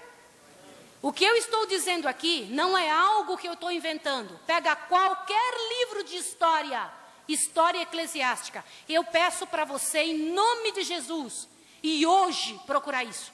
Vai amanhã numa biblioteca, entra na internet e vê se eu estou mentindo. Tudo isso que eu estou te dizendo é história pura. Estão entendendo isso aqui? Você pensa que se estudava esse livro? Não, esse livro foi caçado. Não se podia ler. Pessoas simples como você e eu não líamos Bíblia. Não podia. Sabe quem eram as únicas pessoas que liam a Bíblia? Queridos, por favor. Estou vendo alguém conversando. Sabe quem eram as únicas pessoas que liam a Bíblia? O clero, alguns do clero. Quem era o clero? Alguns dos padres mais poderosos. Mas no ano 1517, um padre chamado Martinho Lutero, alguém já ouviu falar nesse nome? Ele é o criador da igreja luterana. Tá bem? Martinho Lutero pegou e achou uma Bíblia, irmão. Quando ele achou uma Bíblia, ele falou, olha aqui um livro que disseram que não existia. Gente, quantos anos tinha se passado sem Bíblia? Muitos anos. Muitos e muitos e muitos. Ele achou aquele livro e começou a estudar. Quando ele foi estudar, ele falou, ué, tá tudo diferente. Ele vivia se flagelando. Sabe o que é flagelar? Bater no próprio corpo para ganhar salvação. Ele batia nele mesmo, dizendo, eu preciso apanhar porque eu sou pecador. Eu preciso andar de joelhos na escada para ganhar a salvação. Eu preciso sofrer. Você está entendendo? Mas ele entendeu que a salvação é pela fé e pela graça. Aí o que ele fez? Ele correu e escreveu o que ele tinha descoberto na Bíblia e colocou na porta da igreja, de manhã cedo. 95 teses. As pessoas chegaram de manhã para a missa, leram aquelas coisas que Martinho Lutero escreveu ali, todas as passagens da Bíblia, viravam as costas e foram embora para casa. Não participaram da missa. Vocês entenderam isso aqui? Adivinha o que a igreja fez com Martinho Lutero? Gostou daquilo? Não. Agora presta atenção. Rapidinho apareceu um irmão chamado Calvino, que ao estudar a Bíblia, ele descobriu um negócio interessante, irmãos. Descobriu a graça de Jesus. Aí ele criou a igreja presbiteriana. Está entendendo isso aqui? Apareceu um outro, Roger Williams, que descobriu que não se batiza criancinha, que se batiza gente adulta. Criou a igreja batista. Você está entendendo o que eu estou te falando ou não? Estas pessoas, olha aqui agora o que eu vou lhe mostrar. Cada uma dessas pessoas que foram descobrindo uma verdade que foi caindo por terra lá, começou a levantar a igreja de Deus de novo aqui, ó. A igreja de Deus que tinha caído aqui, quando foi descoberta a verdade de novo, começa a reaparecer. Um descobriu a fé, que ninguém é salvo por andar de joelho nas escadas. Um descobriu a graça e fez uma igreja. Aí entendeu que nós somos salvos pela graça. Outro descobre que não se batiza criancinha. Ó, passou a vida toda se batizando criancinhas. Aí cria a igreja batista. Vem e descobre a conversão, que as pessoas têm que se converter. Aí cria a igreja metodista. Está vendo isso aqui ou não? Cada um começou a brigar contra a igreja católica, porque tinha permitido entrar coisas que não eram bíblicas. Olha para mim aqui agora. Sabe como é que chama essas pessoas que começaram a descobrir a verdade por lerem a Bíblia? Reformistas. Protestantes. Eles protestavam contra a igreja. Está entendendo isso aqui? Entendeu ou não? Ai, que bom, graças a Deus. Esses, queridos, olhem, esses que protestaram contra a igreja, olhe bem o que eu vou lhe dizer, saíram da igreja e formaram sua igreja. Aí é um grupo com eles. Eu vou falar uma coisa com toda sinceridade e amor para vocês. Cada um veio descobrindo uma verdade. Ali você tem quase 100 igrejas que foram formadas nessa época. E eu posso dar para vocês, se vocês quiserem entrar no nosso site, o nome de todas elas. Gente que foi pegando a Bíblia, descobrindo na Bíblia. E como é que a Bíblia começou a aparecer se ela estava sumida? Agora vou contar para vocês um negócio lindo. Gutenberg, no ano 1400 e pouco lá, inventou uma máquina bem grandona chamada imprensa. A primeira coisa que ele imprimiu na máquina dele chamada imprensa foi a Bíblia. Aí sabe o que ele fez? Pegou um exemplar igualzinho ao outro, correu e foi levar para o rei da época. Rei, eu inventei uma máquina que faz isso. Sabe o que o rei falou? Bruxaria, prenda esse cara. E prenderam ele. Precisou o rei ir lá olhar para ver que tinha inventado uma coisa mesmo, que não era bruxaria. E mandou falar, me dá essa primeira Bíblia para mim. Que Bíblia é essa? Que Bíblia é essa? A primeira Bíblia que foi escrita. Hoje eu estava comentando com um casalzinho de jovens. E estava falando com eles sobre uma Bíblia que é mais próxima do original. Queridos, já ouviram falar de King James? Bíblia King James? Quem já ouviu falar? Pouca gente ouviu. Queridos, as Bíblias de tanta tradução perderam significado. A Bíblia mais próxima do original é uma Bíblia dessa tradução King James, que no Brasil é chamada Bíblia Fiel. Eu tenho um exemplar dela, que é a Bíblia do meu marido. Tá bem? Bíblia Fiel.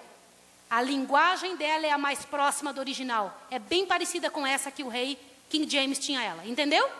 Feitinha lá, bem própria. Agora presta atenção numa coisa bem bonita, que eu vou lhe dizer. Cada um, queridos, que vinha descobrindo uma verdade, Deus vai abençoar muitos senhores, viu? Cada um que vinha descobrindo uma verdade, criava a sua religião. Mas ainda não era toda a verdade que tinha caído por terra. É só um minuto que eu preciso que você ouça todas as mentiras que entraram na igreja. Você quer ouvir? Quer ouvir ou não? Então ouça aqui, ó. No ano 538 a igreja mudou de nome, ficou a religião oficial supremacia. No ano 600 se rezou a primeira missa. Gregório I trouxe a missa para dentro da igreja. Antes do ano 600 não existia missa na igreja. No ano 787, no concílio de Nicéia, apareceu o primeiro culto a imagens. Antes ninguém na igreja adorava imagens, adorava santos. No ano 1000 começou a história da água benta. Sabe o que é água benta? Aquela que chega, tem uma aguinha na porta, água benta. Só no ano 1000 começou a aparecer isso. No ano 1090 criaram um rosário. Sabe o rosário? Sabe ou não sabe? Na época de Jesus não tinha isso. Nenhuma dessas coisas que eu estou falando para vocês. No ano 1123, o celibato com Calixto II. Sabe o que é celibato? Até essa época, os padres se casavam. Daí em diante não pode mais se casar. Se criou a ideia de que padre não pode casar-se. Do ano 1190, começou-se a vender indulgências. O que é vender indulgências? Olha para mim aqui agora. Ó. Queridos, não fale. Vender indulgências é alguém ir na sua casa e dizer assim para você: você é o pai dela? É? Então eu vou explicar por você. Parabéns, que a gente gosta muito dela, viu? Eu estou muito feliz que você veio aqui. Foi ela que te trouxe? Deus te abençoe, viu? O coração dos filhos pelos pais, diz a Bíblia, né? Queridos, sabe o que é venda de indulgência? É alguém chegar na sua casa e dizer: você gosta muito dessa menina? Você fala: gosto, amo muito. Você quer comprar uma cadeira no céu para ela? Aí você: claro que eu quero. Fala: tá bom, então custa R$1.000. Você tem que me pagar R$1.000 porque eu consigo comprar uma cadeira no céu para sua filha. Hoje você pode estar dando risada, mas você sabia que uma multidão de pessoas no mundo deu todos os seus bens, trabalhou a vida toda para arrumar um pedacinho no céu para sua família? Por que as pessoas faziam isso, queridos? Porque não tinham isso daqui, ó. Porque acreditavam nas pessoas e não na Bíblia. Entenderam isso? Qual é o erro que nós estamos cometendo hoje? Estamos acreditando em pessoas e não na Bíblia. Está entendendo aqui, queridos, ou não? Quando você ouve que alguém falou alguma coisa e não te provou na Bíblia, Você está acreditando em seres humanos. Você entendeu isso ou não entendeu? Vou ler mais um pedaço aqui. Gente, não conversa. No ano 1215, começou o ato de confissão. A inventar o confessionário, que se tem que confessar para um padre. No ano 1229, a Bíblia foi proibida. Quem podia mais ler a Bíblia?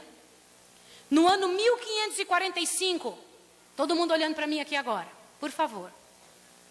No ano 1545, começou-se os livros apócrifos. O que é isso? Vocês já perceberam que a Bíblia católica possui livros a mais que a Bíblia cristã? Isso chama-se livros apócrifos. Só entrou para a Bíblia nesse ano. Não existia antes. Por isso que a gente não aceita hoje. 1563, inventaram a história do purgatório. Que quando alguém morre, vai para o purgatório. Entenderam isso? Queridos, ouçam aqui o que eu vou dizer para vocês. Queridos, por favor. Obrigado, irmão. Desculpa, viu, filhos? Olha para mim aqui agora.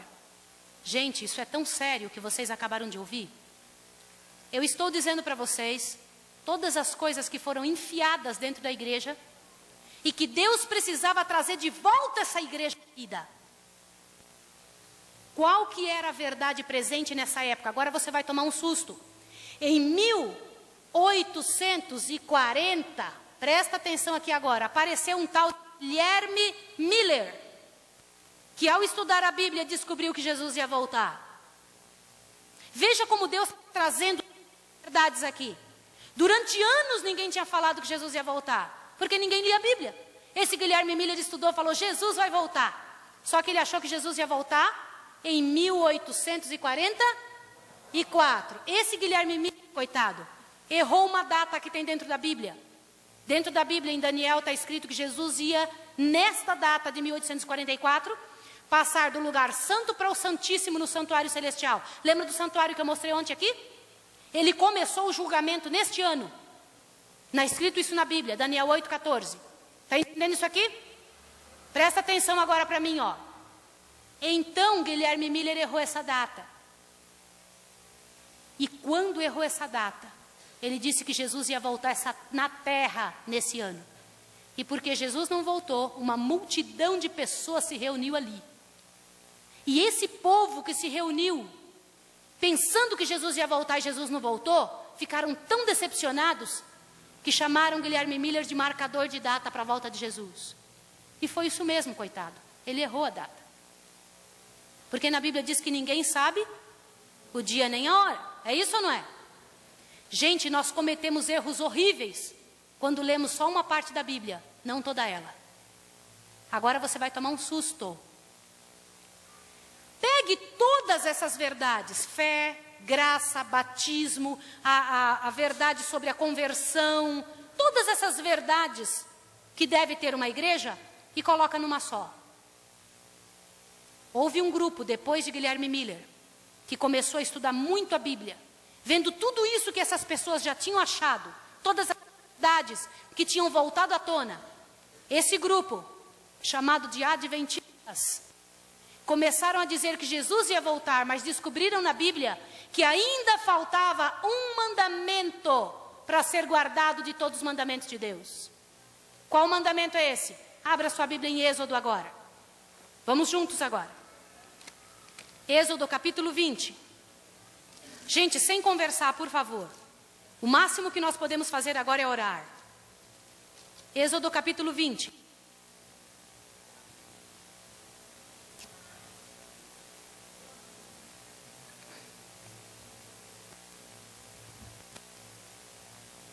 Obrigada, irmã, por ajudá-las, viu? Gente, Êxodo capítulo 20. Eu quero comentar uma coisa agora com vocês. Ó, vamos comentar uma coisa juntos agora. Queridos, é tão sério o que eu vou dizer para vocês agora, tão sério, que eu quero que vocês compreendam a seriedade do que nós estamos estudando aqui hoje à noite. Nós estamos estudando que uma abominação uma abominação imensa entrou dentro da igreja de Deus, de um tamanho desse aqui, ó. E a maior parte das pessoas hoje nunca tinham ouvido falar disso aqui. Tinha ouvido falar ou não? Quantos aqui já tinham ouvido falar disso? Levanta a mão. Quantos ouviram pela primeira vez hoje? Levanta a mão aqui. Seja sincero, outros nunca tinham ouvido falar nada, né? Estão mortos, né? Levanta a mão quem nunca tinha ouvido falar. Levanta a mão, por favor. Você sabe o que significa isso? Sabe o que significa isso? A verdade do Senhor tem sido escondida. A verdade de Deus tem sido escondida. Escondida do povo. E tem sido colocada entre o povo. Uma verdade que não existe. Uma coisa que não é. E as pessoas estão seguindo algo que Deus nunca falou. Vamos ver qual é o mandamento que João disse que tinha sido desde o princípio? Êxodo 20, verso 1 em diante. Então falou Deus todas estas palavras. Eu sou o Senhor teu Deus que te tirei da terra do Egito, da casa da servidão. Não terás outros deuses diante de mim. É o primeiro mandamento, é ou não é? Segundo mandamento. Não farás para ti imagem de escultura, nem semelhança alguma do que é em cima no céu, nem embaixo na terra. Não as adorarás e nem lhes darás culto. Pois eu sou o Senhor teu Deus, sou o Deus zeloso, que visito a maldade dos pais nos filhos, até a 3ª e 4ª geração daqueles que me odeiam. Mas faço misericórdia até 1000 gerações daqueles que me amam e guardam os meus mandamentos. Olha para mim um pouquinho. O primeiro mandamento diz para a gente não ter outro Deus além do Deus eterno. É isso ou não? Então Deus do céu não é Buda, não é Maomé, não é Shiva, não é nada disso. Quem é o Deus eterno? É o Criador, é ou não é? Como é que diz o segundo mandamento? Não ter outro Deus além do Deus. É para não pode adorar imagens. É isso ou não? Nós podemos nos ajoelhar em frente de uma imagem? É pecado ou não é? Terceiro mandamento agora. Verso 7, terceiro mandamento. Não tomarás o nome do Senhor teu Deus em vão, pois o Senhor não terá por inocente o que tomar o seu nome em vão. O que significa isso? A pessoa falando o nome de Deus por qualquer coisa. Presta bem atenção que eu vou te explicar agora. As pessoas do passado, quando iam escrever a Bíblia, quando elas iam falar assim, então falou Deus, todas essas palavras, elas pegavam uma pena e escreviam assim, então falou. Quando chegava na palavra Deus, eles pegavam uma pena diferente. Escrevia Deus, guardava aquela pena e pegava a anterior. Todas essas palavras. Em respeito ao nome de Deus. Hoje nós ouvimos o nome de Deus em piada, em programa humorístico, e nós mesmos passamos o dia falando como? Ai meu Deus. Sabe outra coisa errada, queridos? Sabe qual é? Você fala assim, Ave Maria. Fala ou não fala? O que é isso, Ave Maria? Salve Maria. Glórias a Maria. É ou não é? Você percebe que você fala coisa sem perceber? Quarto mandamento agora. O mandamento está no verso 8, diz, lembra-te. Leiam comigo. Lembra-te do dia do sábado para o santificar. 6 dias trabalharás e farás toda a tua obra. Mas o 7º dia é o sábado do Senhor teu Deus. Não farás nenhum trabalho. Nem tu, nem teu filho, nem tua filha, nem teu escravo, nem tua escrava, nem teu animal, nem o estrangeiro que está dentro das tuas portas. Por quê? Porque em 6 dias fez o Senhor o céu, a terra e o mar, e tudo o que neles há. Mas no 7º dia descansou de toda a obra que fizera. Por isso abençoou o Senhor o dia de sábado e o santificou. Qual é? O quarto mandamento diz para adorar a Deus em que dia? Quem foi que inventou que é para adorar a Deus no domingo?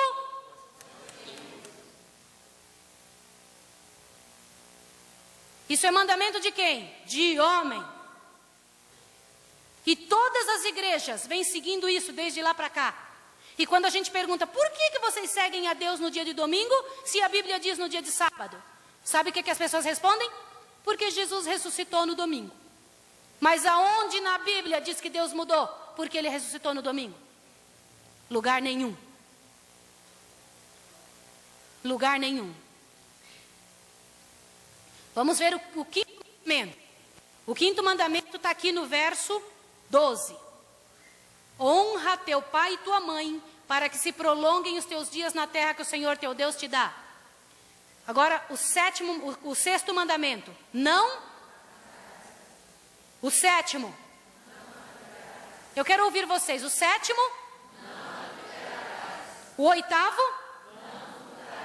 O nono.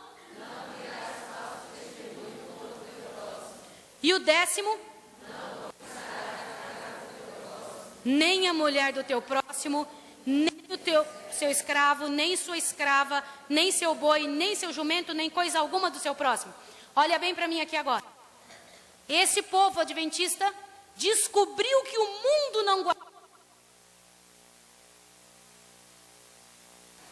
Entenderam isso? Eu sabia que esse negócio ia começar a falhar nessa hora importante aqui. Presta bem atenção. Mas não há que possa calar que minha voz chegue até o final dos confins da terra. Amém. Ouça bem isso aqui, em nome de Jesus. Este povo descobriu que faltava um mandamento para ser guardado e trouxe isso à tona. Esse povo é o povo adventista do sétimo dia, queridos. Por isso que guardamos o sábado, porque não há um só dia que não é para ser guardado. Agora prestem atenção. O que é abominação desoladora? Queridos, presta atenção, que coisa séria. Um dia, todos os que guardarem do jeito que está na Bíblia serão perseguidos por quem não acredita nisso. Por isso que no primeiro dia que eu preguei aqui eu disse, ou você vai ser perseguido ou vai perseguir. Falei ou não falei? Ou você vai ser aquele povo que vai se levantar em favor da verdade, ou vai ficar contra ela. Queridos, o mundo vai se voltar contra quem está seguindo da maneira correta. O mundo vai se voltar, vai brigar, vai tentar matar do mesmo jeito. Você vai dizer, mas Maísa, o povo hoje está tão civilizado, não mata mais. Ah não, mataram o Filho de Deus. Como que não vai matar a mim? Se fizeram isso a vara verde, o que farão a seca? Vão matar sim, queridos, vão correr atrás de nós e vão tentar destruir a gente. Sabe por quê? Agora abra bem seu ouvido. Se eu tiver algo que falar para você muito sério, se tiver algo que você não vai esquecer, é isso agora. Jesus chegou para o povo e disse, quando você vir que a abominação desoladora está no lugar santo, quem lê entenda, Mateus 24, verso 15. Nós lemos isso sábado de manhã. Então quem estiver na Judéia, fuja para o monte. A abominação desoladora daquela época, irmãos, era o estandarte romano sendo levantado bem alto, dizendo, eu mando aqui, e entrando para matar a cidade. Daqui uns dias, queridos, não sei se, meu bem, você está com um material pronto do que Bush falou lá nos Estados Unidos. Meu marido vai colocar um negócio ali para vocês verem. Para vocês verem como o mundo está maduro. Irmãos, olha bem para mim aqui agora. Olha bem para mim que eu preciso te dizer um negócio. Não olha para o meu marido não, viu? Olha para mim. Tá? Olha bem aqui. Querido, como é que fala a palavra Deus em inglês? God. É isso ou não? Todo mundo sabe agora, né? Quem não sabia ficou sabendo. Deus em inglês é God. Irmãos, a Bíblia prediz que todo mundo, todas as pessoas do mundo, vão adorar de forma errada. Vão adorar a Deus de forma errada. E uns poucos que vão querer seguir a Deus do jeito certo, vão ser perseguidos. Aonde isso está escrito na Bíblia? Vai na sua Bíblia em Apocalipse 13 agora que eu preciso te mostrar. Vai lá correndo em Apocalipse 13. Nós vamos acabar em 10 minutinhos. Nós vamos orar. Daqui a 10 minutos vamos orar. Irmãos, me ajudem a orar, os senhores. Me ajudem a buscar a Deus agora. Não conversem. Apocalipse 13. Apocalipse 13, por favor.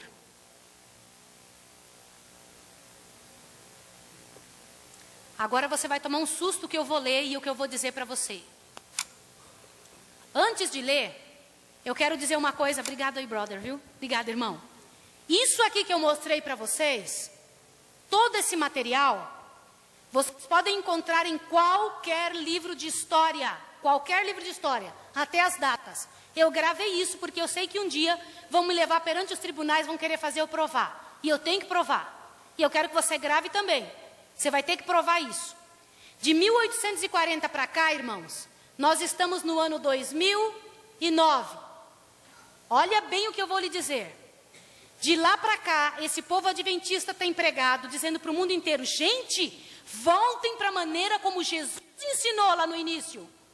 Voltem a servir do jeito que Jesus ensinou no início. Nossas igrejas cristãs que subiram aqui, falta entender esse detalhe, que os mandamentos de Deus são 10, não são 9. Está na hora de entender esta verdade. Está na hora de entender aonde estão os mortos de verdade. Precisamos compreender isso. E a pedra de toque que vai dividir o mundo é essa questão do sábado. Porque já existe uma lei dominical, olhe bem o que eu vou dizer, igualzinha que Constantino fez aqui, ó. Já existe uma lei dominical hoje no mundo, esperando só um momento para ela ser colocada em vigor. E todas as pessoas vão ser obrigadas a guardar o domingo. Como é que se fala domingo em inglês? Sunday. O que significa Sunday? Dia do sol. Você sabe por que Sunday é dia do sol? Porque era nesse dia que se adorava o sol. E adorar o sol é uma das grandes abominações. Queridos, na hora que os romanos obrigarem o mundo a guardar o dia de domingo, terá sido imposta nova abominação desoladora no mundo. Leia isso aqui agora, Apocalipse 13, verso 15.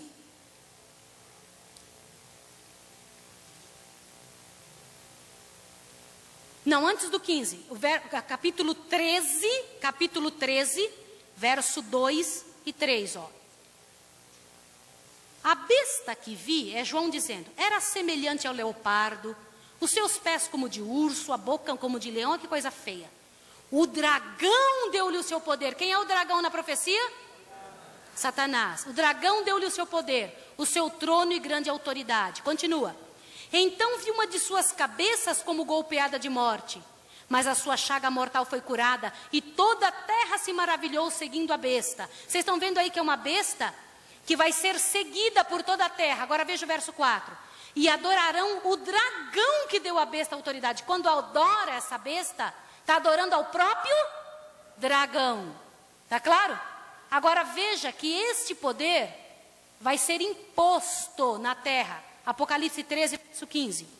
Foi-lhe concedido também que desse fôlego à imagem da besta, para que ela falasse e fizesse com que fossem mortos todos os que não adorassem a imagem da besta. Queridos, dá uma olhada nessa entrevista. Coloca aí para mim. Essa entrevista foi feita com George Bush. George Bush foi entrevistado por um homem. Agora dê uma olhada o que foi que ele disse. Eu vou traduzindo para você. Mr. President, final question. Yes, sir. You said famously, when you looked into Vladimir Putin's eyes, you saw his soul. Ó, o que ele When you looked perguntou? into Benedict XVI's eyes, what do you see? Eu vou... Espera um pouquinho, volta só um segundinho, amor. Good way to end the interview. Thank you, sir. Thank you, sir. My pleasure. Thank you. Volta um pouquinho. Sabe o que foi que esse rapaz perguntou para George Bush? Perguntou assim: Mr. President, senhor presidente, quando o senhor olhou nos olhos de Bento XVI, o que foi que o senhor viu? O que foi que o Bush respondeu? Você não ouviu? Eu vou passar para você de novo. Ele disse: eu vi Deus nos olhos dele. Eu vi Deus. For Mr. President, final question. Yes, sir. Última pergunta. Ó, senhor presidente, eu tenho a última pergunta para te fazer. Estou traduzindo. You said famously, when you looked into Vladimir Putin's eyes, you Okay. saw his Quando você olhou dentro dos olhos, o que foi que você enxergou? Presta atenção agora. soul. Yeah. When you look into Benedict XVI's eyes, what do you see? God. God. Vocês viram isso aí ou não viram? Vocês sabem o que isso significa, irmãos queridos? Logo, logo, nós veremos a maior nação da terra, colocando um homem numa posição de Deus na terra, impondo o domingo como dia de guarda, que é o dia de guarda de sua religião. E a Bíblia disse exatamente o contrário. Você ouviu isso, querido? Você tem que decidir a quem você obedece. Se é um homem ou o que a Bíblia disse. Você tem que decidir o que é que você aceita. Se é o que o Deus eterno falou, ou se é o que os homens dizem que é para seguir. A maior parte das religiões do mundo seguem o domingo e não sabem por quê. Nem sabem que foi um homem que decidiu fazer isso. Não sabem. Você tem que tomar uma posição hoje. Hoje. E eu estou falando para todo adventista também. O que eu estou dizendo? Irmãos, quando nós tomamos uma posição para brincar com a nossa religião, nós estamos dando força ao lado inimigo. Quando nós não pregamos a verdade que sabemos, estamos deixando nossos irmãos sem conhecer a verdade. Sabia disso ou não? Quando nós não damos testemunho de nossa fé da maneira correta, quando nós não oferecemos ao mundo a verdade que tão de graça nós temos, nós deixamos o mundo sem saber e nós nos tornamos mais culpados do que eles. Quem se dispõe a se levantar perante Deus e dizer, Senhor, eu me entrego? O conjunto que veio aqui cantou um negócio espetacular. Eu quero repetir o que vocês cantaram. Vocês cantaram assim: nós seguiremos já a Jesus Cristo. Foi isso que vocês cantaram? E onde quer que for, iremos nós. Foi isso ou não foi? Agora veja a frase. Se por ferozes lutas nos guiares, deixa, pois, que os sigamos sem temor. Você está disposto